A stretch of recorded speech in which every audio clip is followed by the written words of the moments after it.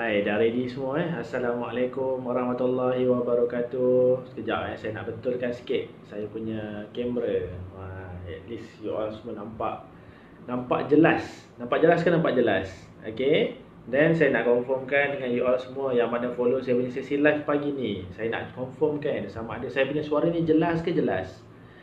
Cuba you all komen sikit dekat bawah. Suara tu jelas ke? Kalau jelas, komen dekat bawah jelas. Okay. So saya rasa dari segi gambar insyaAllah okay. Dah nampak semua. Everything okay. Gelap pula. Tekan balik. Okay. So pagi ni Alhamdulillah, pagi ni kita dah melalui Ramadan yang kedua. Okay. So saya rasa saya tergerak hati. Saya nak sampaikan dengan anda semua ni. Saya nak sampai dengan you all semua ni. Kenapa? Kenapa saya pilih perunding hartanah ni sebagai satu kerjaya. Okay. So dengar saya harap you all semua dengar apa yang saya cakap. So at least kalau kata suara saya ni jelas ataupun terputus-putus, tolong tulis kat komen supaya saya tahu benda ni adalah jelas ataupun terputus-putus. Okay. Okay. So Alhamdulillah kita dah masuk Ramadan yang kedua. So mungkin banyak, ini adalah Ramadan kali yang pertama kita berada kat rumah, and then kita tak perlu keluar bekerja. So kita boleh full commitment dengan beribadat kepada Allah Subhanahu Wa Taala. Okey, so tapi itu bukan topik yang saya nak sampaikan ya, tuan-tuan pagi ni. So pagi ni saya lebih kepada nak kongsi dengan anda semua. Kenapa saya nak pilih perunding hartanah sebagai satu kerjaya? Sebelum saya pergi lebih jauh, saya nak kongsikan dulu. Mungkin ramai yang mana follower saya ni, dia tak tahu sebenarnya saya ni adalah seorang perunding hartanah. So saya nak share, saya ni adalah seorang perunding hartanah. So yang mana saya bantu ramai orang, saya bantu pemilik-pemilik rumah yang mana dia adalah owner rumah untuk jualkan rumah dia. Dan juga saya punya misi adalah saya nak bantu ramai anak muda untuk membeli rumah pertama. Sebab tu saya punya, kalau you all perasan dekat bawah, kebanyakan posting yang saya tulis kat situ misi rumah pertama. And then walhal sekarang ni saya dah buat satu grup baru. Saya buat satu grup baru, grup nak beli rumah. Grup tu saya memang sangat-sangat fokus, sebab saya fokus untuk kongsikan dengan anda semua yang mana betul-betul nak beli rumah. Tak kisah nak beli rumah tu kat mana, itu bukan menjadi persoalan. Okay. Sebab nanti kalau you all tanya, ini mesti dah nak cari rumah dekat-dekat area dia. Tak, saya lebih kepada nak berkongsi dengan anda. Saya nak bantu anda. Saya nak bantu you all semua. Siapa yang dalam proses mencari rumah, dalam keinginan, dalam hati, ada impian, ada cita-cita nak beli rumah tapi tak tahu proses, tak tahu langkah. So saya dah wujudkan satu grup nak beli rumah. Sebab dalam grup tu saya akan kongsikan lebih banyak lagi info, tips, langkah macam mana you all boleh untuk beli rumah pertama dan apa yang you nak kena tahu, apa yang nak kena buat. So siapa yang betul-betul committed, siapa yang betul-betul nak beli rumah, okey, boleh join grup tu. Saya open untuk anda join nak beli rumah punya grup. Okey. So pagi ni saya nak share dengan anda semua saya punya perjalanan. At least kenapa saya jadi perunding hartanah. Sebab salah satu sebab dia adalah saya punya misi adalah nak bantu anak muda untuk membeli rumah pertama. At least kalau dia dah beli rumah pertama, dia nak beli rumah kedua, ketiga, keempat, dia dah tahu macam mana nak beli, apa step dia, apa langkah dia. Okay. So dalam masa yang sama, selain daripada ilmu kewangan dan ilmu hartanah, saya juga akan kongsikan berkenaan dengan ilmu simpanan, ilmu kewangan, ilmu dari segi perlindungan, okay, ilmu pelaburan. So banyak sangat benda yang saya nak sampaikan dengan anda semua ni. So kebanyakan apa yang saya nak sampaikan, saya banyak sampaikan dalam grup nak beli rumah. So at least saya di page saya tetap ada perkongsian. Contohnya macam pagi ni saya nak kongsikan dengan anda semua. So saya punya perjalanan hidup dalam kerjaya bermula, kalau you all bermula daripada saya bekerja dengan bank. Okay. So pada waktu permulaan hidup, lepas daripada saya habis belajar dekat universiti, saya bermula kerja biasa. Alah, you all pun pernah kerja biasa kan?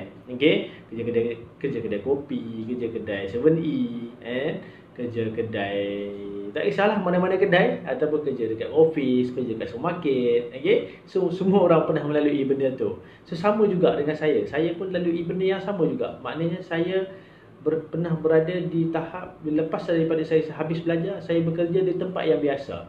Apa yang saya nak sampaikan, saya tak memilih kerja pada waktu tu. Okey?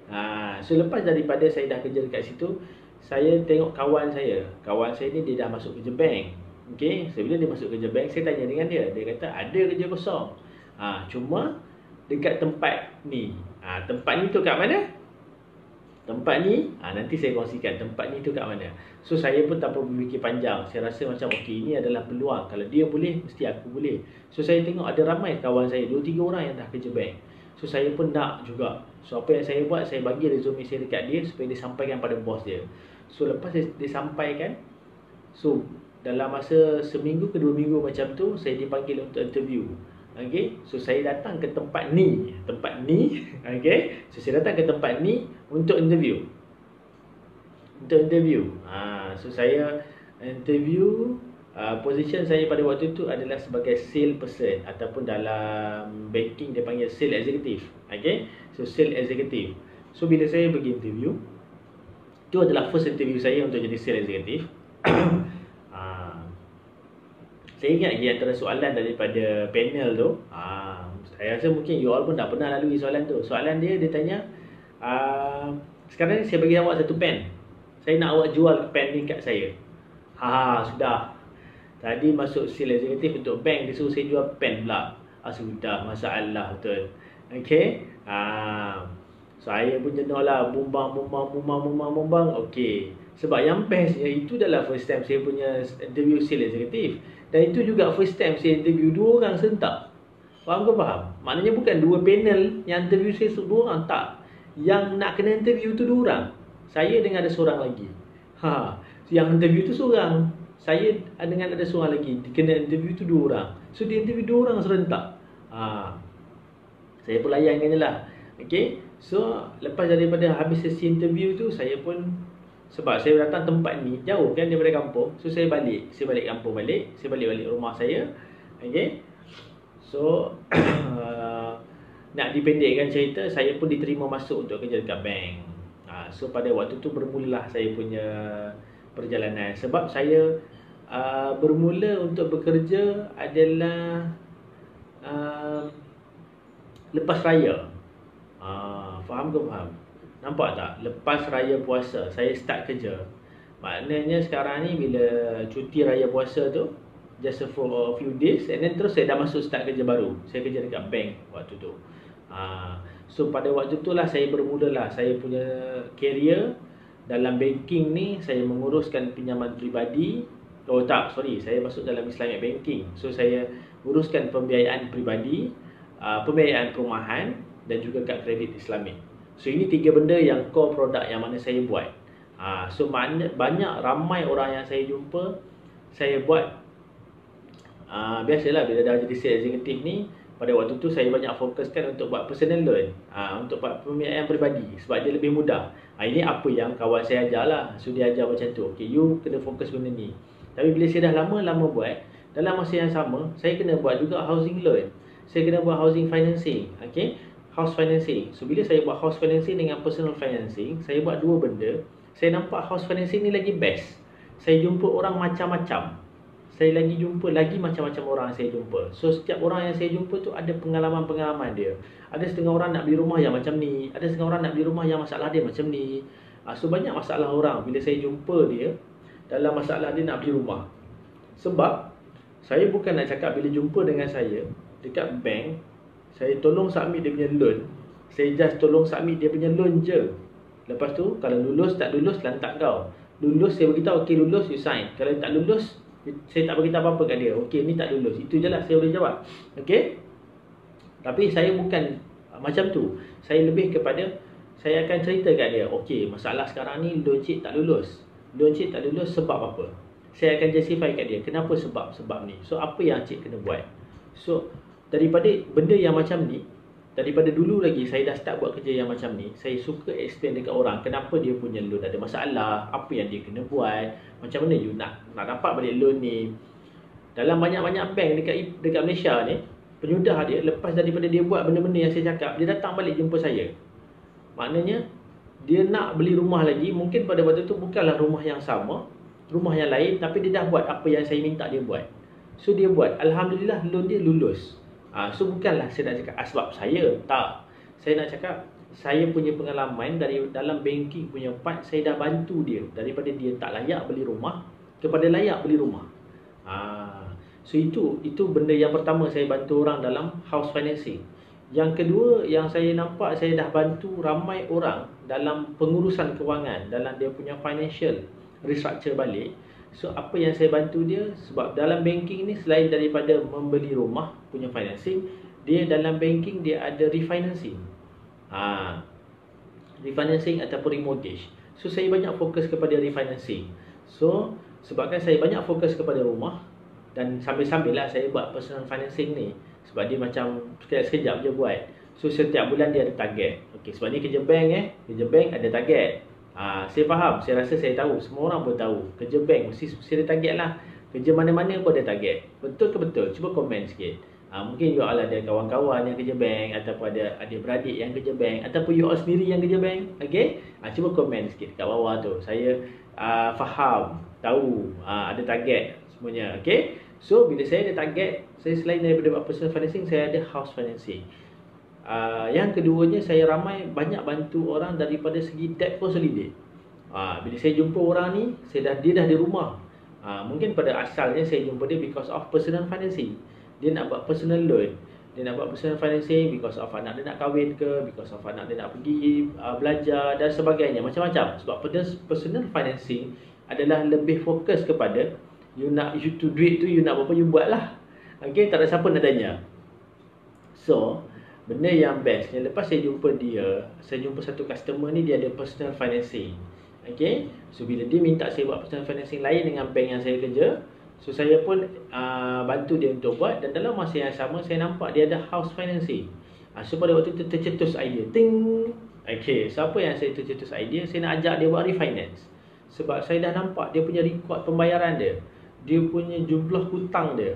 So daripada situ, saya bantu dia untuk buat debt consolidate.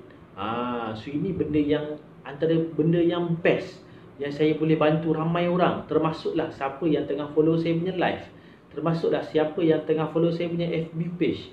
Ini antara kepakaran saya. Saya boleh bantu dia untuk mendapatkan pinjaman perumahan, dan juga saya boleh bantu dia untuk buat debt consolidate. So ini benda yang rasa macam, okay. So debt consolidate ni, apa yang saya boleh bantu dia, saya back to the story tadi, customer saya tadi ni, bila dia dah buat personal financing, saya tak lepaskan kat situ. Saya cuma bantu dia, saya cakap kat dia, saya nak offer dia untuk bantu buat debt consolidate, di mana tuan sekarang ni membayar bayaran bulanan untuk semua pinjaman hampir RM5,000. Contoh, okay, contoh hampir RM5,000. So why not kalau saya bantu tuan, sekarang ni kita buat refinancing balik, maknanya tuan just bayar RM2,500 daripada total commitment. Tuan-tuan, siapa yang tak nak tuan-tuan? Daripada kita bayar bulanan RM5,000 sebulan, saya boleh bantu dia untuk dia bayar sebulan RM2,500 sahaja. Separuh daripada apa yang dia dah bayar setiap bulan. Komitmen dia semakin berkurang. So pada waktu tu, banyak ke banyak duit yang dia boleh gunakan untuk simpanan, banyak ke banyak duit yang dia boleh gunakan untuk pelaburan, banyak ke banyak untuk duit yang dia boleh gunakan untuk perlindungan. Sebab 3 item ni sangat-sangat penting. Perlindungan, pelaburan dan simpanan. Daripada situ, saya tak adalah, pada waktu banking saya tak mengajarlah dia. Saya tak cakap kat dia, you buat debt consolidate, you dapat extra cash, you boleh buat simpanan, pelaburan apa semua. Tak adalah, sebab saya tak fokus on that product masa tu. So saya cuma nampak masa sekarang ni, apa yang saya boleh bantu anda, saya boleh bantu you all semua. Bila you dah buat refinancing, saya boleh structure balik you punya kewangan. At least you mencapai you punya ultimate goal. Apa you punya financial goal. So best ke best. Sebab dalam hidup kita ni, untuk mencapai sesuatu yang lebih besar, kita kena rancang daripada awal. Sebab tu kalau you all perasan, kita kebanyakan orang yang bekerja swasta, dia ada KWSP, Kumpulan Wang Simpanan Pekerja. Sebab apa? KWSP ni adalah untuk diguna pakai waktu dia berpencen. Tapi anda perasan ke perasan? Perasan ke perasan, duit pencen tadi ni, bila sampai umur 50 ataupun 55, you all semua dah keluarkan duit tu, berapa lama duit tu boleh bertahan dalam simpanan you all, dalam poket you all, dalam bank you all? Selama duit tu ada dalam akaun KWSP, akaun satu yang mana you all tak boleh nak keluar sesuka hati, dan memang tak boleh keluar pun, melainkan akaun 2, itu pun boleh dikeluarkan atas sebab-sebab tertentu, antaranya beli rumah, antaranya kesihatan, pendidikan, daftar haji, okey, so, bayaran balik rumah. So ini antara sebab-sebab yang boleh dikeluarkan. Tapi akaun satu di KWSP langsung tak boleh sentuh selagi korang tak berumur 50 dan ataupun 55. So perasan ke perasan, akaun KWSP akaun satu ni, bila you all keluarkan nanti pada waktu pencen, berapa lama duit tu boleh bertahan dalam poket you all semua? Ikut, okey, ikut daripada kajian, follow daripada kajian yang dah dilakukan oleh pihak KWSP sendiri, kebanyakannya cuma boleh bertahan dalam 3 ke 4 tahun sahaja daripada jumlah KWSP yang dia ada. Faham ke faham? So lepas daripada dah habis tu apa nak buat? Apa nak buat? Lepas dah habis dah. Lepas dah habis duit KWSP tu yang korang simpan daripada korang bekerja umur 20 sampai dah 60, 20, 30, 40, 50, 60. 30, 40, 50, 60. Ya, 40 tahun korang simpan, korang berjaya habiskan dalam tempoh 4 tahun. Sebab apa? Kajian itu boleh dilakukan dalam tempoh 4 tahun korang boleh habiskan. Sebab pada waktu itulah anak korang nak kahwin. Pada waktu itulah korang rasa nak beli kereta baru. Pada waktu itulah ya korang rasa nak renovate rumah. Betul ke betul? Sebab ini saya cakap bukan berdasarkan kajian semata-mata. Ini saya cakap berdasarkan apa yang berlaku depan mata saya. Sebab tu ada sesetengah orang yang saya jumpa, selepas beberapa tahun dia berpencen, dia terpaksa bekerja semula. So siapa yang rasa nak dapat financial goal, dia punya ultimate goal dia adalah dia nak bersara dan bersara sungguh. Bersara betul-betul. Sebab sekarang ni, waktu PKP ni, ramailah orang bersara. Sebab apa ramai orang bersara? Sebab ramai orang duduk rumah. Sebab bila waktu PKP ni ramai orang duduk rumah, dan waktu tu lah dia rasa, oh macam ni rasa bersara macam ni rasa pencen rupanya. Okey? Sebab dia kena duduk rumah dan tak boleh nak ke mana-mana. So macam itulah rasa orang pencen, dia tak ke mana-mana. Dia asyik, dia akan pergi kedai, pergi ke masjid. Tapi buat masa sekarang ni, dalam waktu PKP ni, kita tak boleh nak terlalu bebas untuk pergi mana-mana lah, termasuk masjid, kedai. Okey? So siapa yang tengah bersama saya ni? Okey, hi Hafiz. Okey? So mana tadi topik saya tadi? Okey, berkenaan dengan apa yang saya bantu customer saya tadi ni, daripada debt consolidate yang saya bantu dia. Maknanya pada waktu tu saya bantu dia daripada 5,000 sebulan dia punya monthly installment, saya bantu dia menjadi 2,500 sahaja. So maknanya dia ada extra lagi 2,500. Okey, apa yang saya nak cakap daripada extra 2,500 tadi tu, kalau pada waktu tersebut memang saya tak mampu nak bantu dia apa yang dia patut buat. Tapi pada waktu sekarang, saya mampu untuk bantu anda, you all semua, untuk urus balik kewangan, supaya korang tak tersentot, tak tersontot, tak terduduk, tak bekerja semula selepas pencen. Faham ke faham? So maknanya daripada situ, extra 2,500 yang customer saya ada tadi tu, saya boleh convert dia pada waktu sekarang kepada you kena ada perlindungan, simpanan dan pelaburan. Saya boleh explain, saya boleh bagi tahu you, sebab saya memang nak kongsikan dengan anda semua apa yang you patut buat dengan perlindungan, apa yang you patut buat dengan pelaburan, dan apa yang you patut buat pada simpanan. Sebab you dah beli rumah, so rumah itu adalah satu aset yang mana memang ada dekat situ. Okey, sebab nanti saya akan kongsikan lagi apa yang akan terjadi kepada setiap benda ni. Sebab dia ada 4 benda sebenarnya: perlindungan, simpanan, pelaburan dan aset. Tapi kebanyakan orang ada aset sahaja. Ni benda yang tak best, sebab dia ada aset sahaja. Okay, so berbalik pada story saya tadi. So itu antara benda yang saya buat. So lepas daripada a few years saya dekat bank A, saya ambil keputusan untuk pergi ke bank B. So pada waktu tu nak kata offer dia best, biasalah kalau kita lompat kerja ni mestilah offer best kan. So saya pergi ke bank B. So saya dekat bank B ni, saya banyak buat ASB financing. Bila saya buat ASB financing, saya nampak dia punya sistem dia berbeza. Saya lebih kepada buka minded orang untuk pelaburan dan simpanan. Okay, nak dipendekkan cerita, saya berada dekat bank B, bank A dengan bank B lama tak lama lah tuan-tuan. Lebih kurang dalam 2 tahun setengah, 2 tahun setengah. So maknanya total dua-dua ni lebih kurang dalam 5 tahun ke 6 tahun saya dekat dalam bank. Okay, so saya bukan nak cerita banyak tentang banking. Saya nak cerita pengalaman saya dekat bank. Saya boleh apply balik dekat sekarang untuk saya kongsikan dengan anda semua. Sebab benda ni sangat-sangat penting. So bila saya sampai satu tahap, saya decide, saya bagi tahu dekat isteri saya decide, okay, sekarang ni why not kalau kita buat freelance. Saya nak berhenti kerja. Sebab apa saya berhenti kerja? Okay, ni benda yang point je. Membuatkan kenapa saya berhenti kerja. Saya berhenti daripada bank. Okay, kalau korang memang ada kawan ataupun ada family yang kerja dekat bank, saya rasa korang pun tahu sebenarnya. Sebab orang kerja bank ni, dia pergi kerja sebelum pukul 8. Okay, sebelum pukul 8 dia dah pergi kerja. InsyaAllah dia akan balik kerja dalam pukul 8, 9 atau 10 malam. 8, 9 atau 10 malam. Dalam rekod saya dalam banking, saya pernah balik, saya rasa saya tak boleh punch card. Sebab saya dah balik tu lepas daripada hari yang pertama saya masuk. Contohnya saya masuk hari ni, hari apa? Hari ni saya masuk pada hari Sabtu. Okey, tak payahlah. Kita ambil contoh pada hari Senin saya masuk kerja. Senin saya masuk kerja pukul 8 pagi. Pukul 12 tengah malam tu saya belum balik, tuan-tuan. Saya belum lagi keluar. So maknanya kalau punch card jadi pelik. Nak punch card macam mana? Dan itu benda yang paling rare yang saya buat dalam hidup. Saya paling rare saya buat dalam hidup masa saya kerja bank adalah saya masuk kerja pukul 8 pagi, saya balik lebih pada pukul 12 tengah malam. Sebab semata-mata untuk menyiapkan permohonan-permohonan pembiayaan perumahan. Okay? Sebab saya dengan ASB tak lama, lebih kurang dalam setahun. Lepas pada itu saya berpindah ke masih bank yang sama, cuma cawangan yang berbeza, tapi buat housing loan. Okay? So dalam masa itu, itulah sejarah saya pernah balik pukul 12 tengah malam. Okay? So itu hakikat kerja bank. Lepas tu Sabtu dengan Ahad pun insyaAllah saya akan kerja juga. Sebab kadang-kadang saya angkut semua sekali anak dengan isteri saya untuk pergi kerja dengan saya. Sebab saya nak jumpa customer, saya nak pergi tengok rumah diorang. So benda tu agak macam terikat. Best tu memang best, gaji memang dapat, commission tak payah cakap lah. Okay? So tapi target tu ada. Faham ke faham? So benda ni bila sampai satu level saya rasa okay lah, saya rasa sampai sini je lah kot. Aku rasa macam dah sampai limit dah. Tak perlu lagi dah untuk buat kerja yang macam ni. Sebab makin hari bank ni dah macam-macam. So dia suruh buat tu, suruh buat ni, macam itu, macam ini. Target makin berubah-ubah.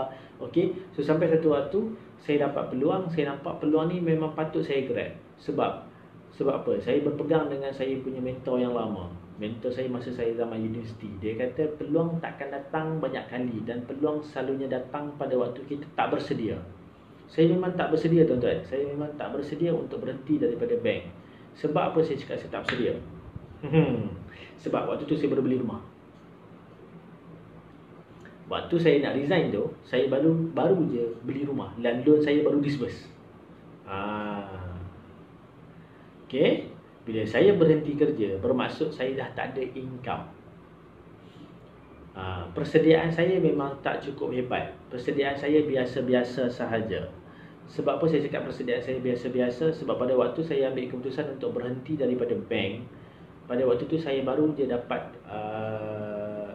lulus daripada beli rumah pertama saya. Sebab pada waktu tu saya mengejar saya punya career untuk dapat beli rumah. So once saya dapat je beli rumah, saya baru pindah dekat rumah tu, saya dah berhenti kerja. Saya pindah kat rumah tu, saya sempat pergi kerja dalam sebulan ke 2 bulan macam tu daripada rumah baru saya tu. Okay? Rumah tu tak adalah rumah baru. Rumah tu baru untuk saya, tapi rumah tu second hand. Okay? So saya pindah ke situ dan saya ulang alik kerja lebih kurang dalam sebulan ke 2 bulan macam tu. Dan lepas tu saya ambil keputusan untuk berhenti daripada banking. Okay? Dan pada waktu saat itulah saya nak menggunakan saya punya ilmu, saya punya kebolehan dan saya punya kemampuan untuk berkongsi dengan anda semua. Kalau perasan ke perasan, saya punya page ni dah hidup lebih kurang hampir 3 tahun. So pada waktu itulah saya mula bergiat dalam perundingan tanah, mula bergiat dalam pelaburan dan juga perlindungan. Sebab pada waktu tu saya mampu untuk buat untuk explain dengan customer, untuk explain dengan anda semua berkenaan dengan takaful, untuk unit trust dan juga perundingan hartanah. So dalam masa yang sama saya masih buat tiga-tiga perkara. Cuma yang paling saya fokus adalah nak educate orang untuk memiliki rumah pertama dan melindungi rumah pertama dia. Sebab kalau dia semata-mata beli rumah tapi dia tak berjaya nak lindung rumah dia, atap yang ada pun takkan cukup bang. Atap yang ada dekat atas bumbung rumah kita pun tak cukup untuk lindung kita sebenarnya. Sebab atap tu kalau bocor kita perlukan duit untuk tutup dia balik. Dan masalah sekarang ni ramai orang ada rumah tapi dia tak berjaya nak lindung rumah dia. So memang sangat-sangat sedih bila saya jumpa kebanyakan pemilik rumah, owner rumah yang saya jumpa ada macam-macam cerita. Saya akan kongsikan juga dengan tuan-tuan nanti, dengan anda semua. Setiap kisah-kisah tu, mana yang saya boleh recap, saya akan ceritakan. So bila saya rasa saya teringat, saya akan terus buat live untuk cerita dengan anda tuan-tuan. Okay?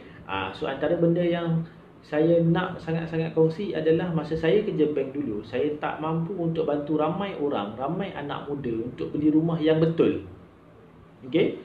Untuk beli rumah yang betul, untuk beli rumah yang dia ada investment, untuk beli rumah yang sesuai dengan pendapatan dia.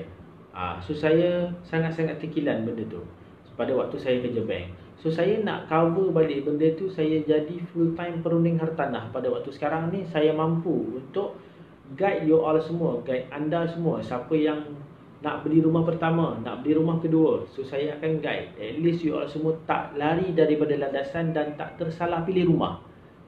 Ini sangat-sangat penting sebab saya jumpa ramai orang, ramai pemilik rumah, dia sebenarnya tersalah pilih rumah masa dia beli. So sekarang bila dia nak jual balik, memang dengan saya pening, bukan takat dia. Okay? Bukan setakat owner yang pening. Owner memanglah pening, dia pening 4 kali ganda lah sebab dia kena bayar. Saya pun pening juga sebab saya nak kena jual rumah dia. Tapi rumah yang dia beli tadi tu, dia dah tersalah beli. Maknanya saya nak jual balik tu agak sukar. Okay? So daripada situ bermulalah saya punya rutin harian menjadi perunding hartanah. Okay? So saya rasa sebenarnya panjang lagi cerita pasal perunding hartanah ni. Perunding hartanah ni punya cerita baru bermula. Okay?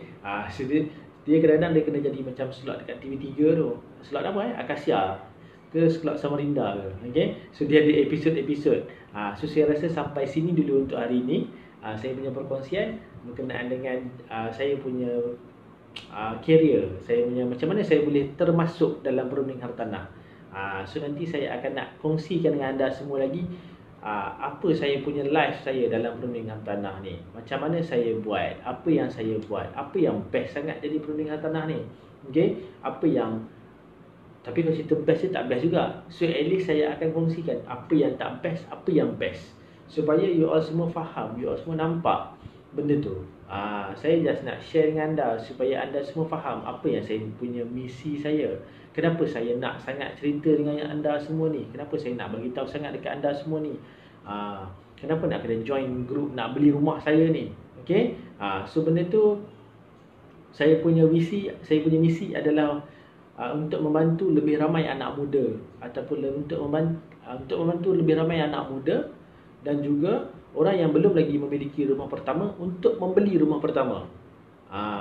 Dan juga saya nak bantu dia orang ni semua untuk mencapai financial goal dan ultimate goal dia. Sebab ramai orang pandai bercakap, pandai berkata-kata berkenaan dengan financial freedom. Apa tu financial freedom yang sebenar? Mungkin pada waktu sekarang ni, waktu PKP kita ni, kita rasa financial freedom lah. Sebab mana golongan yang dapat gaji, dia tak perlu nak bayar rumah dia, tak perlu nak bayar kereta dia, tak perlu nak bayar personal loan dia, dan dia ada di rumah dan dia rasa itu adalah financial freedom. Tapi kalau macam mana pula dengan orang yang terpaksa, orang yang bekerja hari ini dia bekerja, petang dia akan dapat income untuk perbelanjaan besok. So berapa ramai golongan yang tu ada dalam saya punya page? Berapa ramai golongan yang macam tu ada dekat dalam Malaysia? Sebab dia kalau dia tak keluar kerja, dia takkan dapat income. Dia tak dapat income, dia tak boleh nak makan. So adakah dia mencapai financial freedom?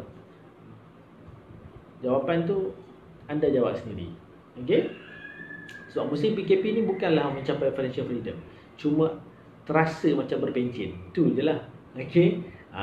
So saya nak kongsikan dengan anda macam mana, apa kaedah, apa jalan dia, kenapa nak capai financial freedom, macam mana best sangat nak capai financial freedom tu. Okey. Tapi yang paling-paling utama adalah saya nak bantu lebih ramai orang untuk memiliki rumah pertama. Walaupun anda dah ada rumah yang pertama, dan juga siapa yang dah ada rumah pertama tapi nak upgrade diri daripada rumah yang kecil kepada rumah yang lebih besar. Ialah sebab bila you all dah kahwin, so terang-teranglah you punya you akan ada anak. Bila you punya anak dah bertambah, seorang, dua orang, tiga orang, empat orang, dan pada waktu tersebut you akan rasa macam aku perlukan rumah yang lebih besar, tapi aku tak mampu nak upgrade rumah. So dekat sini juga saya nak kongsikan nanti macam mana you boleh upgrade rumah you daripada, supaya you tak tersalah beli rumah pertama, dan nanti bila sampai satu waktu you nak upgrade rumah yang lebih besar, you tak tersalah pilih. So maknanya bila you beli rumah pertama, saya guide you beli rumah pertama, bentuk yang macam mana, apa kaedah dia, apa semua. And then after a few years, you dah ada anak ramai, okay, ataupun you nak bawa parent you duduk sekali dengan you all semua, you perlu rumah yang lebih besar. So pada waktu tu you tak rasa macam alamak susahnya nak beli rumah yang kedua ni. Okay, so pada waktu tu you akan rasa lebih senang sebab saya dah guide you all semua. Okay, so saya rasa sampai sini dulu untuk kali ini. Saya punya perkongsian berkenaan macam mana saya alamak gelap pula. Macam mana saya terjebak dalam perunding hartanah ni. Okay, kenapa dia tak nak cerah ni? Okay, macam mana saya terjebak masuk dalam perunding hartanah ni. Tapi nanti saya akan sharekan sekali lagi dengan anda. Sebab ialah bulan-bulan puasa ni, bila tak berhenti cakap ni, dia rasa macam nak baik. Okay, asyik cakap kan. Okay, so tak apa, tak jadi masalah. Mungkin nanti saya akan sharekan lagi dengan anda saya punya perjalanan hidup dalam perunding hartanah pula. Okay, so insyaAllah sampai sini dulu. Sekian, Assalamualaikum warahmatullahi wabarakatuh.